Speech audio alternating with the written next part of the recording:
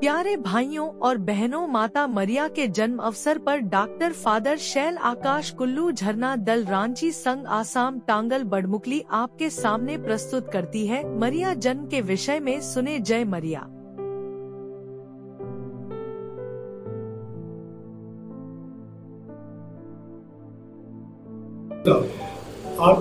आप पवित्र आत्मा के नाम पर मेरे प्यारे मसीही भाई और बहनों, आप सबों को मरिया जन्म दिवस के अवसर पर खुश मरिया जन्म दिवस।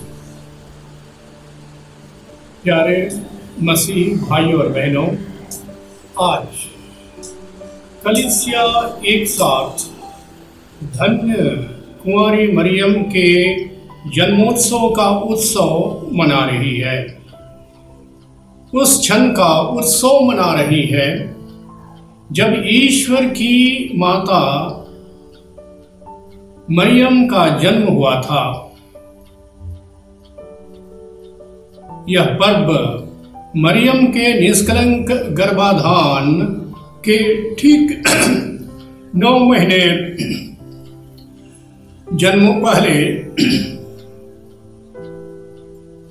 दिसंबर के 8वें दिन मनाया जाता है। ठीक उसी तरह जैसे क्रिसमस हमारे प्रभु का जन्मोत्सव प्रभु के घोषणा के महापर्व के 9 महीने बाद मनाया जाता है, जब प्रभु पवित्र आत्मा की शक्ति से मरियम के पवित्र गर्भ में अवतरित हुए। हालेलुया, माता मरियम की जय हो। उनके जन्मदिन पर हम उनसे प्रार्थना करते हैं, उनकी छत्र छाया हम सबों के ऊपर रहे।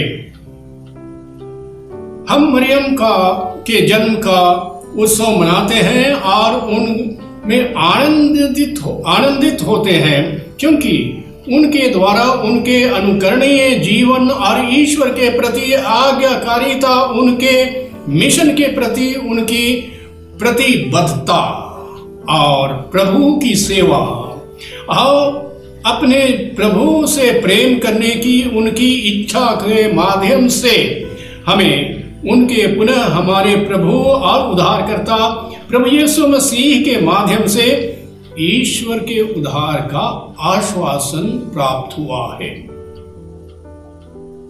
मरियम को परमेश्वर की कृपा और शक्ति द्वारा विशेष रूप से तैयार किया गया है ताकि उसे बचाया जा सके और उसे मूल पाप के कलंक और भ्रष्टाचार से मुक्त बेदाग बनाया जा सके, जैसा कि बेदाग गर्भाधान के सिद्धांत में उजागर किया गया है। इसलिए जब वह गर्भ में आई तो मानव जाति के अन्य लोगों के विपरीत मरियम शुद्ध और बेदाग थी और 9 महीने बाद उसकी मां संत अन्ना से उनका जन्म हुआ। संत अन्ना और संत जोआकिम मरियम के माता पिता दोनों अपॉस्टोलिक और चर्च परंपरा के अनुसार ईश्वर के प्रति वफादार और धर्मी थे और वे ईश्वर के मंदिर के पास रहते थे। और वह समय था जब मूसा के कानून के अनुसार मरियम को उनके ज्येष्ठ पुत्र के रूप में मंदिर में प्रस्तुत किया गया, ईश्वर को समर्पित और पवित्र किया गया, जिसने मानव जाति के उद्धार के इतिहास में महान और बहुत महत्वपूर्ण भूमिका का संकेत दिया। हालेलुया। हम आज स्मरण करें कि पिता ईश्वर ने मानव जाति के पापों के पश्चाताप के लिए अपने प्रिय पुत्र यीशु को भेजा और ये यीशु को जन्म देने वाला मरियम को निश्चित रूप से उत्पत्ति ग्रंथ 3 अध्याय का 15 लाइन का गूढ़ मतलब से समझाया और जाना जा सकता है। मरियम अपने माता पिता द्वारा निष्ठापूर्वक पली बढ़ी और उनका पालन पोषण अच्छा रहा और वे जीवन भर ईश्वर की कृपा से परिपूर्ण रहे।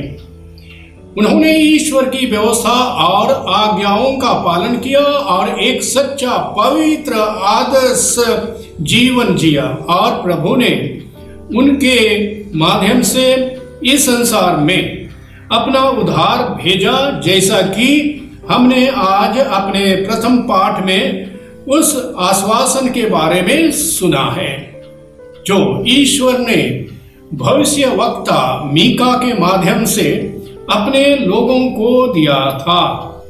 ईश्वर ने लोगों को आश्वासित किया कि उनका उद्धार एक स्त्री अर्थात मरियम के माध्यम से होगा, जो अपने माध्यम से संसार के उद्धारकर्ता मसीह के आगमन तक होता रहा और उसके साथ रहा। इस संसार में से उद्धार लाएगी माता मरियम और उसे जन्म देगी अपने बेटे को, जो शैतान का सिर कुचलेगा। हालांकि शैतान उनका एड़ी काटने के लिए पीछे से दौड़ाएगा। मरियम ईश्वर की नई वाचा का नया संदूक बनी।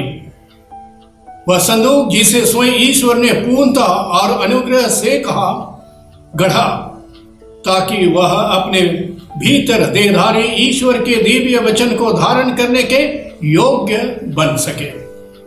मरियम और उनके पति जोसेफ के माध्यम से ही ईश्वर के पुत्र और जगत के उद्धारकर्ता प्रभु यीशु का जन्म दाऊद के घराने और इज़राइल के जाति में हुआ।